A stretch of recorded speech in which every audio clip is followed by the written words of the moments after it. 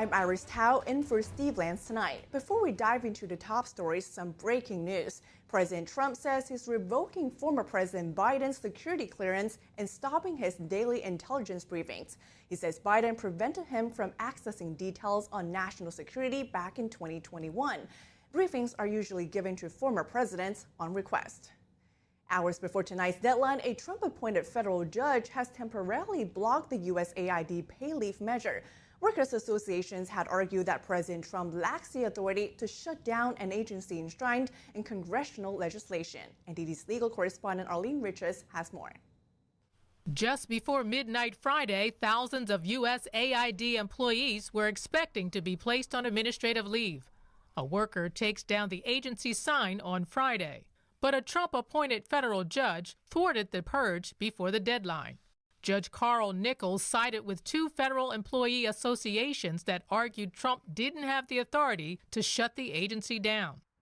A statement posted by the agency said all direct hire personnel except those on mission-critical functions, core leadership, and specially designated programs would be affected. The agency will arrange to pay for workers outside of the U.S. to return within 30 days. It will consider certain exceptions for families that have special conditions, such as children in school, pregnancy, or safety concerns. In a memo on Thursday, the administration told employees it will keep 611 essential workers, according to Reuters. At a press conference in Costa Rica on Tuesday, Secretary of State Marco Rubio, who's overseeing the agency, said the U.S. was not eliminating foreign aid. In some cases with USAID, 10, 12, 13%, maybe less of the money was actually reaching the recipient, and the rest was going into the overhead and the bureaucracy. This isn't my money. This is taxpayer money. So we're not going to eliminate foreign aid. We're going to have foreign aid that makes sense. Rubio said the administration plans to conduct a review during the 90-day freeze to ensure the aid furthers national interests, and that, quote, USAID in particular refused to tell us anything. Head of Doge Elon Musk and his team are largely being seen as responsible for the purge. On Thursday, Democratic attorneys general in several states vowed to file a lawsuit to stop Doge from accessing federal payment systems.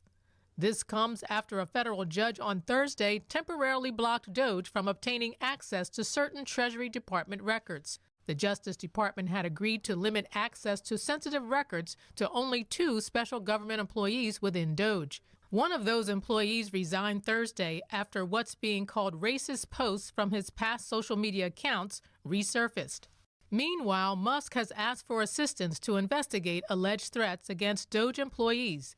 D.C. U.S. Attorney Edward Martin said in a letter on Friday that he would begin investigating referrals from Musk. He said if people are discovered to have broken the law, we will investigate them.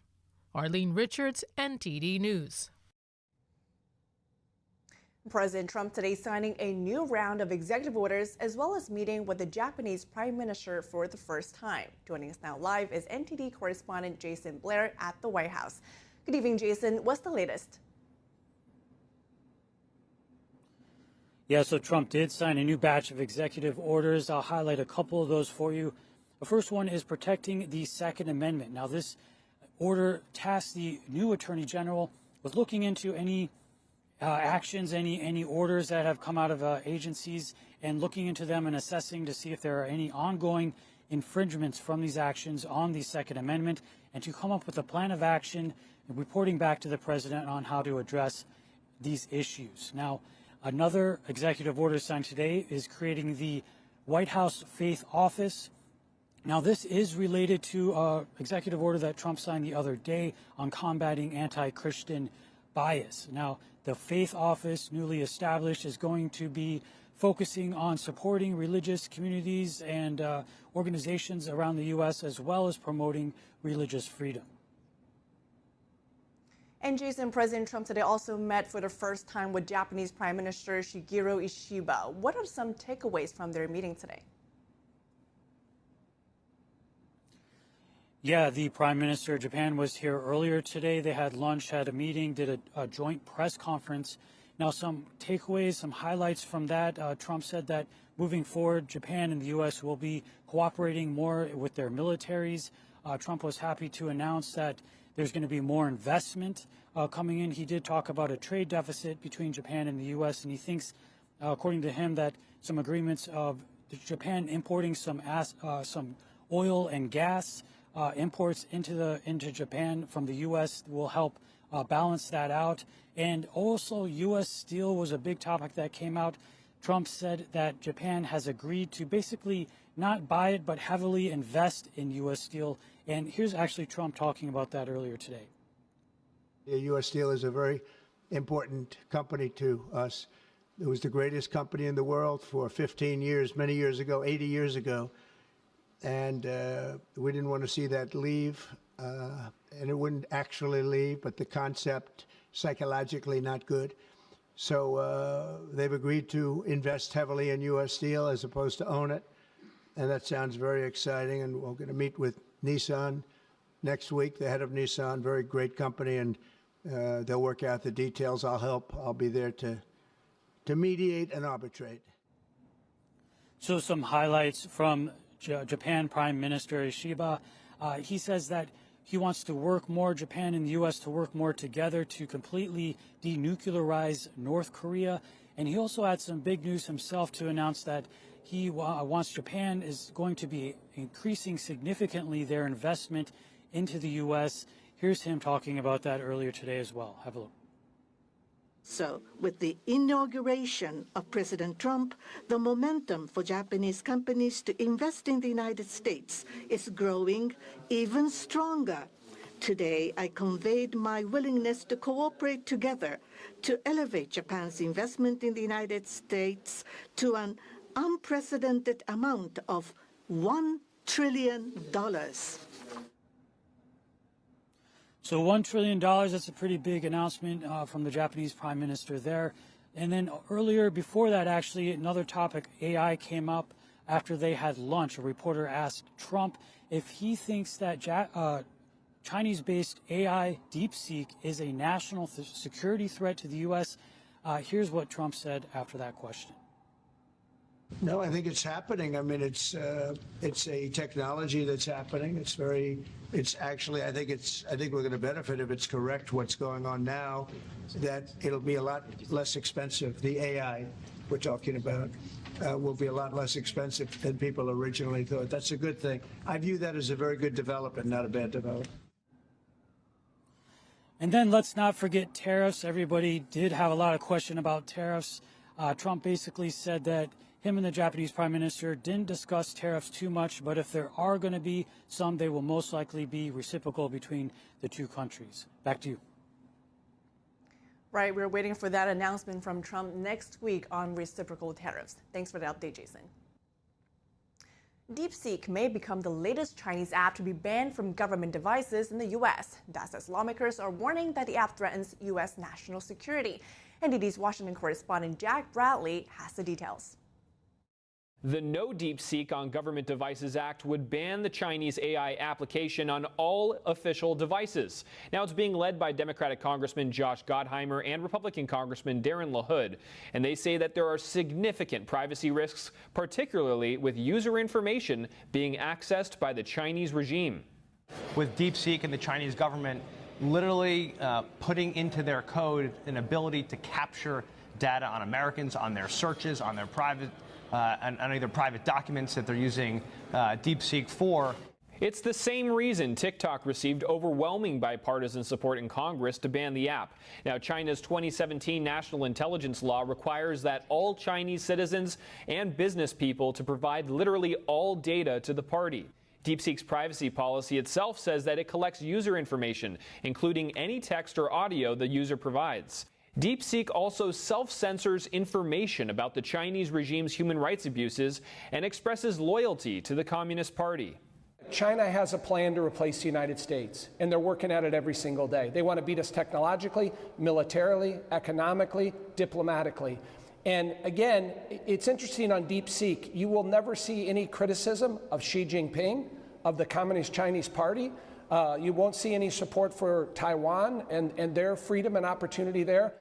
And the U.S. is not alone here. Canada, Australia, Belgium, Italy, South Korea, and Taiwan have already put major restrictions, if not outright banned DeepSeek on all government devices. Jack Bradley, NTD News. Tensions between House and Senate Republicans are emerging over a reconciliation bill that says House Democrats are threatening to force a government shutdown. Joining us now live in studio is our Washington correspondent, Luis Martinez. Great to have you here, Luis. First, tell us more about the reconciliation process here. What's the latest, and have House Republicans put together their budget resolution as promised? Well, the answer is no. So House Republicans met in Miami 2 weeks ago. We went there to cover the House Republican annual policy retreat. There, Speaker of the House Mike Johnson promised that the first week of February he would have a budget resolution marked up at the House Budget Committee and unveiled to the public, which is, of course, the first starting point to this big, beautiful reconciliation bill that Trump talks about. Let's listen to what Speaker of the House Mike Johnson had to say this morning when asked by reporters on whether he had something to show as promised this week. No, there won't be any details announced, at least until the end of the weekend, but probably closer to Monday. We have just a few final details to iron out, and it's going very well. I'm very excited about where we are. Now, Iris, this was despite Speaker of the House Mike Johnson and House Republican leadership meeting with President Trump for over 5 hours Thursday at the White House to go over this budget resolution. So that meeting did not have the expected results. And now we have Senate Republicans meeting with President Trump in Mar-a-Lago to pitch their proposal of the budget reconciliation bill. And this is what Speaker of the House Mike Johnson had to say about Senate Republicans trying to leapfrog House Republicans on this process. Our message to our friends and colleagues in the Senate is allow the House to do its work. We are moving this as quickly and as expeditiously as possible. Very positive developments. Now, what's important here, Iris, is if the House Republicans release their budget resolution first, they will, of course, get a head start on the process. But if Lindsey Graham, the chairman of the Senate Budget Committee, goes ahead and releases or marks up a budget resolution that he has already said he would next Wednesday, then the Senate would have taken the lead on this process. And given all the spending cuts that Republicans are pushing through, how are Democrats reacting to it? Well, Minority Leader Hakeem Jeffries of House Democrats, he has vowed to force a government shutdown on March 14th. And this is interesting because it's a completely different process. Budget reconciliation is not the same as the budget appropriations for fiscal year 2025, but it's the one tool that House Democrats have to leverage against Republicans. Let's listen to what Hakeem Jeffries had to say about this.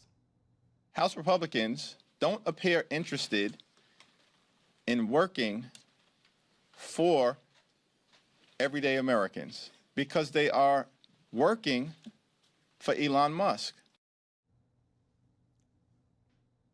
Yeah, and House Democrats are also participating in protests this week in the city. We saw them on Monday. House Democrats went to the headquarters of USAID to join protesters against what they're seeing, the spending cuts that they're seeing. And today, some of them also went to the Department of Education. They were denied entry, but they gave some statements right outside. Let's listen to what they said on Monday, Ilhan Omar, and what Representative Takano said today at the Department of Education. This is what the beginning of dictatorship looks like. When you gut the Constitution and you install yourself as the sole power, that is how dictators are made. Acting Secretary Denise Carter, will you stand up to a would-be king who thinks that he can dismantle the Department of Education without congressional concurrence?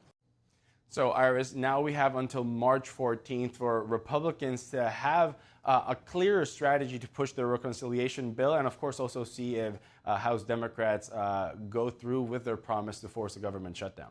And Luis, Luis, as the budget process plays out, what's the latest with the Senate confirmation process? Well, Senate Democrats have taken to the strategy of stalling all confirmation processes as of now. The latest stalling was on the confirmation of Kash Patel. He was supposed to have an in-committee vote this week, but Senate Democrats delayed that, and now it has been postponed until next Thursday. Let's listen to what Senator Dick Durbin, who's the ranking member of the Senate Judiciary Committee, had to say about Kash Patel's nomination.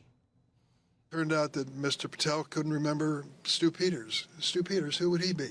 Well, he appeared on his podcast 8 different occasions. 8 different occasions, couldn't remember him when I asked about him. You know, I have to question whether or not this man is really ready to take over this job and to guide these men and women who dedicate their lives to the safety of the United States. Now, Iris, despite Democrats stalling the process, President Trump has been able to have over a dozen of his nominees confirmed this week. One of the biggest names that was confirmed in the Senate floor was Russell Vought to be the Director of Office Management and Budget. And we also saw in-committee votes for Tulsi Gabbard to be the next Director of National Intelligence and RFK Jr. to be the next Secretary of Health and Human Services. We will most likely see a full Senate floor vote on those 2 nominations next week. Well, lots to watch for next week then. Thanks for the update, Luis. Thank you for watching the Capitol Report. If you want to see our full broadcast, check us out at epochtv.com.